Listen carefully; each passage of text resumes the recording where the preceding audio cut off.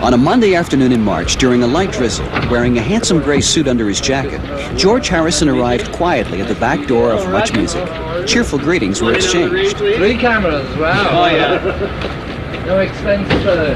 Engine problems with the plane in London had necessitated an impromptu early morning Concorde flight and a private jet from New York. But your eager host finally was face to face with one of the legends of popular music.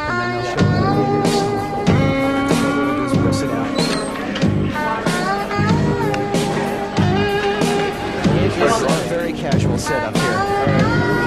It's an office space. This is my boss, John Martin.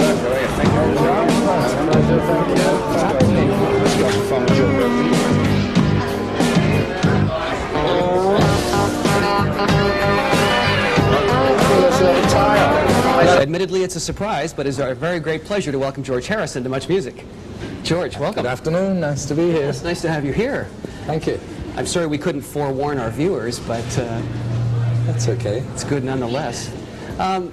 Cloud9, congratulations on the incredible success of it. A #1 single, among other things. Thank you.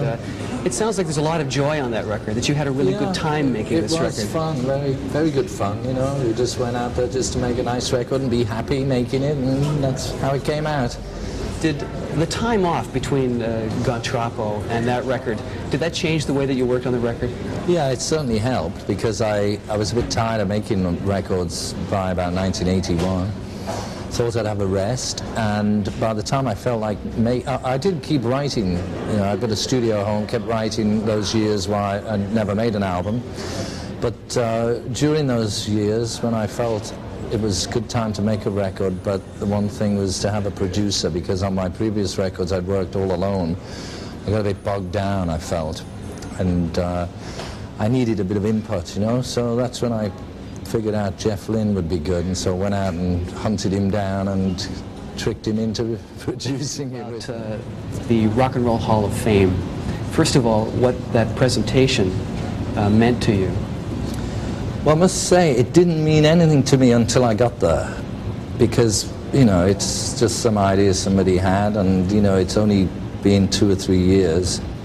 It didn't really mean that much to me, but somebody said, you know, it mightn't seem like much now, but it is history, and you'll enjoy it. So I went along, and I was glad I went. Had a great night after everybody settled down. It was a bit hectic.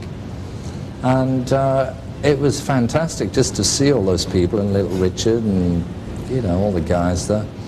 Really enjoyed it. But now, as I've got my little statue that says the Beatles Hall of Fame, and I'm sure as it goes more into the future, you know, it's going to be something which I'm certainly glad I didn't miss it.